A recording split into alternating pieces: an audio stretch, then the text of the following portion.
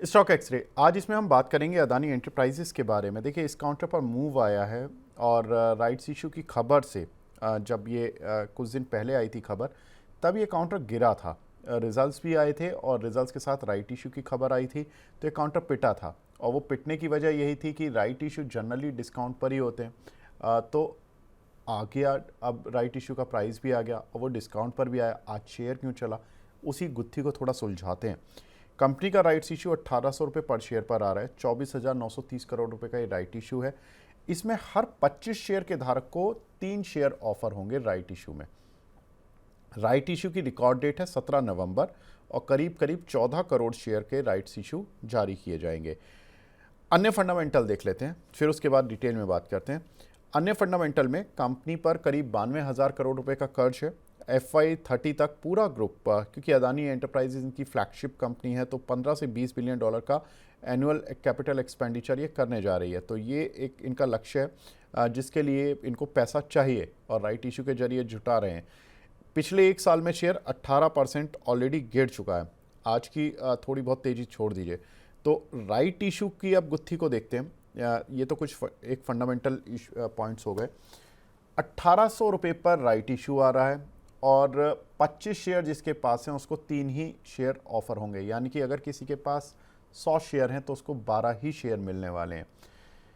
अब ऐसे में होता क्या है कि 1800 रुपये, ज़रूरी नहीं है कि लोग ये सोच लेते कि 1800 रुपये का राइट इशू है तो 1800 रुपये तक आ जाएगा। कुछ कुछ शेयर कई बार आए भी हैं राइट इशू तक का। फॉर एग्जांपल NDTV का ही मैं बताता हूँ, 82 रुपीज़ का इसी के ग्रुप की कंपनी है, अदानी ग्रुप की कंपनी। अभी पीछे उनका भी 82 रुपये के आसपास का राइट इशू आया था।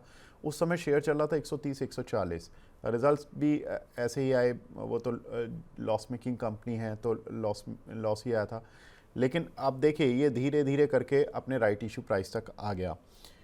अब लेकिन ये फ्लैगशिप कंपनी है, 25,000 करोड़ रुपए अगर एक कंपनी को मिलते हैं तो राइट इशू तक आएगा या ये वहाँ से निकल जाएगा कि इतनी सक्सेसफुली फंड रेजिंग हो गई है। प्रदीप भाई, आई नो कि आप तो चार्टिस्ट हैं, तो फंडामेंटल पॉइंट्स में आपसे ज़्यादा डिस्कस नहीं करूँगा, लेकिन हाँ, इसमें ये बताएं कि जो पैटर्न बन रहा है, चूँकि 1800 रुपये का प्राइस आ जाता है तो एक दिमाग में फियर होता है कि 1800-1900 की रेंज तक तो नहीं आ जाएगा। और दूसरा कि मैंने आपको प्लस भी बताया कि 25,000 करोड़ रुपए की फंड रेजिंग अगर ये सक्सेसफुली हो जाती है तो स्ट्रीट उसको भी नज़रअंदाज नहीं कर सकता है। अब आप ये बताएं, आज चला है शेयर, दो फैक्टर हैं। एक, बिहार के इलेक्शन में जो NDA का पक्ष मजबूत हो रहा है, और चूंकि इस ग्रुप को पूरा NDA के प्रो ग्रुप के तरीके से देखा जाता है तो थोड़ा सा वो भी एक रैली का कारण होता है, क्योंकि सारे ही अदानी शेयर चले तो मैं ये नहीं कह सकता कि अदानी एंटरप्राइजेज ने ही सारी रैली को लीड किया है। दूसरा कि ट्रेड डील को लेकर बातचीत हो रही है कि भाई अमेरिका के साथ अब ट्रेड डील शायद इस महीने के एंड तक अनाउंस हो जाएगी या नेक्स्ट मंथ होगी, जो भी होगा। तो वहाँ से कुछ नेगेटिव नहीं है, पॉजिटिव है, बट उतना पॉजिटिव अभी पूरी तरह से नहीं आया। तो दो चीज़ें पॉजिटिव हैं। तीसरा है राइट इशू। राइट इशू में भी 25,000 करोड़ रुपए की फंड रेजिंग। 1800 रुपये के लिए तैयार रहे ऑन चार्ट या कुछ बड़ी तेजी के लिए तैयार हो रहा है? हाँ, देखिए सर, फर्स्ट ऑफ ऑल आपका ऑब्जर्वेशन बहुत ही बढ़िया है। इनफैक्ट आपको इतना टाइम कब मिलता है एनालिसिस करने का? देखिए, ओवरऑल सर, मुझे लगता है कि पहले तो ये समझते हैं कि राइट इशू क्या है, उसके बाद 1800 में क्या बेनिफिट मिलेगा, क्या नहीं बेनिफिट मिलेगा। सो राइट इशू बेसिकली कंपनी तब लेके आता है जब कंपनी को फंड चाहिए होता है, कंपनी का डेट रिड्यूस करने के लिए, कोई न्यू एक्सपेंशन करने के लिए। कल से मैं देख रहा था ट्विटर में भी ट्रेंडिंग चल रहा है बहुत अलग अलग। अरे, 1800 का मिल रहा है मार्केट का, अभी जो करंट मार्केट प्राइस है ये तो बहुत ऊपर है। बेसिकली आपने भी ऑलरेडी एक्सप्लेन किया है, अगर आपके पास 25 शेयर है आपको 3 न्यू एक्स्ट्रा मिलेगा, उसमें आप राइट इशू अप्लाई कर सकते हो। 100 में 12।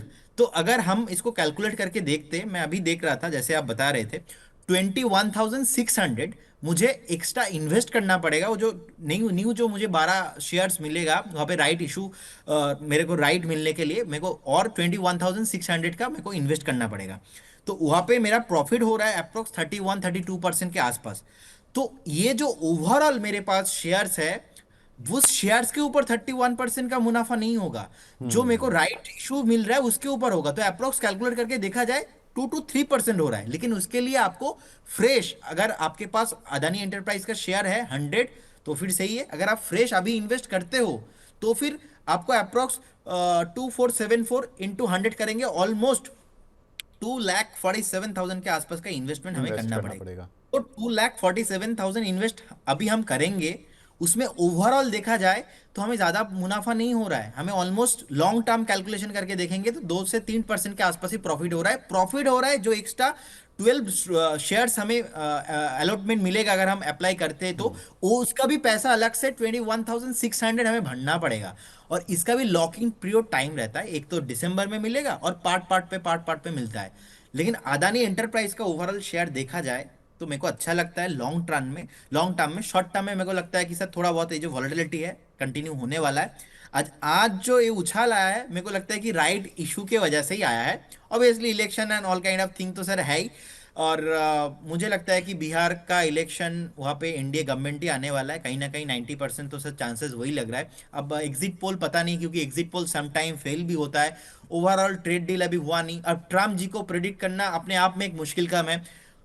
पता नहीं कब उनका दिमाग घूम जाए, कब क्या आ जाए। 2 हफ्ता पहले भी सब कुछ सही सुन रहा था, कल फिर से न्यूज मिला कि नहीं उनका मन थोड़ा फिर से बदल रहा है। तो कहीं ना कहीं अभी डील हुआ नहीं। तो जब तक डील हुआ नहीं है तब तक एक ऐसे उम्मीद हम लगा सकते हैं कि सब कुछ पॉजिटिव हो जाए। लेकिन इंडिया भी सर पीछे पीछे, मैं पीयूष गोयल जी का भी स्टेटमेंट देख रहा था, एक जगह से रिजेक्शन मिला, देखो 3 अलग अलग पीएम के साथ, प्रेसिडेंट के साथ मीटिंग करने चला गया। तो इंडिया के पास भी अलग ऑप्शन है। तो ऐसा नहीं कि हम अमेरिका के भरोसे में ही बैठे हैं, ऐसा नहीं है। तो ट्रेड डील भी होने वाला है, मेरे को लगता है बिहार में एनडीए गवर्नमेंट में भी आने वाला है। सो कहीं ना कहीं ओवरऑल इसी वजह से ना आज थोड़ा 1-2 दिन में मेरे को लगता है कि वॉलेटिलिटी कंटिन्यू हो सकता है। क्योंकि कहीं ना कहीं आप देखेंगे आज गैप अप हुआ मार्केट। सेकंड थिंग, 26,000 के आसपास मार्केट में एक रेसिस्टेंस भी है। 25,950 से लेके 26,000 कभी भी आता है। जिनका व्यू 2-1 दिन का है, मेरे को लगता है कि उनको प्रॉफिट बुक करना चाहिए। तो आपका हो गया 2-3 क्वेश्चन का आंसर।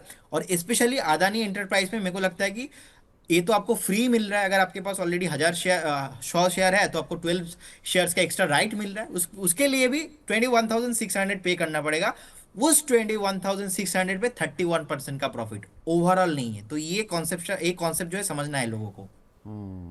लेकिन प्रदीप भाई एक चीज़ इसमें मैं और ऐड कर देता हूँ कि अगर किसी के पास 100 शेयर हैं तो होता क्या है कि जब राइट इशू आता है तो एक आपको RE मिलता है, राइट एंटाइटलमेंट, वो लिस्ट हो जाता है। आप उसको भी बेच सकते हो, मतलब आपको 21,600 एक्स्ट्रा लगाने की ज़रूरत नहीं है। आपके पास 100 शेयर हैं, पहले पड़े रहने दीजिए। 1800 के लिहाज से मान लीजिए उस समय, उस दिन जिस दिन वो राइट एंटाइटलमेंट आएगा तो वो हो सकता है 2200 रुपये शेयर चल रहा हो, 2300 रुपये चल रहा हो, वॉट। तो उसकी जो एंटाइटलमेंट की वैल्यू है वो उस हिसाब से एडजस्ट होकर आपको प्राइस में मिलती है। राइट एंटाइटलमेंट ले लें, मतलब लेके बेच दें, वो तो एक तरह से बोनस डिविडेंड ऑब्वियसली ऐसा मान मतलब लीजिए। सर वो एक तरफा हो गया। मान लीजिए हम इसको ऐसे बता सकते हैं, फ्री टिकट के तरह आपको मिल गया। हाँ हाँ। तो ऑब्वियसली उसको हम ले सकते हैं सर। है ना। लेकिन ओवरऑल मैं आपको यही बताया कि एक मिसकंसेप्शन लोगों के अंदर है कि 1800 का अभी डिस्काउंट मिल रहा है, 2200-2300 का मार्केट प्राइस है, हमको इतना बड़ा गैप मिल रहा है। ऐसा नहीं है, वो मिसकंसेप्शन बस मैंने आपको एक्सप्लेन किया। बाकी हाँ वो तो सर हम ले ही सकते हैं, उसमें कोई चलिए, मुझे प्रॉब्लम नहीं। अच्छा लगा कि आज आपने फंडामेंटल पॉइंट ज़्यादा बताए, लेकिन मेरा इन सारी बातों में टेक्निकल पॉइंट वाला सवाल छिप गया। आपने वो 1800 का लेवल आएगा या नहीं आएगा, ऐसा चार्ट पर दिख रहा है या नहीं दिख रहा है, 1800-1900 के करीब अगर आता है, इनकेस आ भी जाता है तो क्या वहाँ पे खरीदारी बनती है? और अगर ये ऊपर जाता है, नहीं आता 1800-1900, तो ये ऊपर कहाँ तक जा सकता है? देखिए अभी 2473 के आसपास का प्राइस है। मुझे लगता है कि करेंट जोन से किसी को बाय अभी नहीं करना चाहिए। जिनके पास अभी पोजीशन है आप बने रहिए। और ऑलवेज मैं एक चीज बताता हूँ, आदा नेम इज वॉलेटिलिटी। तो आई बिलीव कभी भी अगर एक बार आपको 2150 एंड 2000 के आसपास आता है, देन आपको डेफिनेटली एक बार एक्यूमुलेशन करना चाहिए। और 1800 आता है तो बिल्कुल। लेकिन अभी भी दूर दूर तक सर चार्ट में टेक्निकल लेवल पे उतना नहीं दिखाई दे रहा है। मेरे को लगता है कि एक बार 2250-2300 पॉसिबल होगा। लेकिन 1800 बहुत दूर है, अभी वो चार्ट में नहीं दिखाई दे रहा है। तो जिनके पास पोजीशन है आप बने रहिए, लॉन्ग टर्म व्यू से कुछ भी प्रॉब्लम नहीं है जी। ठीक है। ठीक है प्रदीप भाई, तो 1800 तो नहीं दिख रहा है, 2250 2300 तक के लेवल्स दिख रहे हैं फिलहाल। और लॉन्ग टर्म के लिहाज से काउंटर ठीक है, लेकिन फिलहाल अगर आपको राइट एंटाइटलमेंट मिलता है, शेयर हैं, तो आप वो देख सकते हैं। और राइट इशू, अगर आप राइट इशू के सोच के इस शेयर को लेना चाह रहे तो उतना बेनिफिट आपको टोटल इन्वेस्टमेंट पर नहीं मिलेगा। मतलब आपको 2.5 लाख लगा के राइट इशू के 12 शेयर मिलेंगे, वो 12 शेयर पे आपको कितना, जो आप पूरे 2.5 लाख पर रिटर्न देखोगे तो वो आपको उतना रिटर्न नहीं मिलेगा। तो ये सारे पॉइंट्स आपको ध्यान में रखने जब आप अदानी एंटरप्राइज के राइट इशू को सोचते हैं। चलिए प्रदीप भाई, बहुत बहुत शुक्रिया हमसे जुड़ने के लिए, थोड़ा टाइम एक्सटेंड हो गया देखिए बात करते करते। Thank you so much for joining in, but आप अपना डिस्क्लेमर और बता दीजिए। Investment and securities market subject to market risk. जितने भी स्टॉक्स को लेकर सर मैंने बात किया, कोई भी स्टॉक्स पे मेरा या हमारे कंपनी का कोई भी पोजीशन नहीं है। No conflict of interest. बहुत सारे स्टॉक डिस्कशन हुआ है, हो सकता है कि क्लाइंटों के पोर्टफोलियो हो, हमारे पोर्टफोलियो में नहीं है। एंड स्टॉक मार्केट पे कुछ भी गारंटी नहीं होता, पास्ट परफॉर्मेंस फ्यूचर में इंडिकेट नहीं होता। विवेक जी, आपको बहुत दिन बाद देख के मुझे बहुत अच्छा लगा, एंड मैंने सुना भी। एंड मेरे को फर्स्ट टाइम पता नहीं था, बाद में मेरे को सुना, मैं जान पाया बाद में। एंड आपको मिस भी कर रहा था बहुत। Nice to meeting with you again.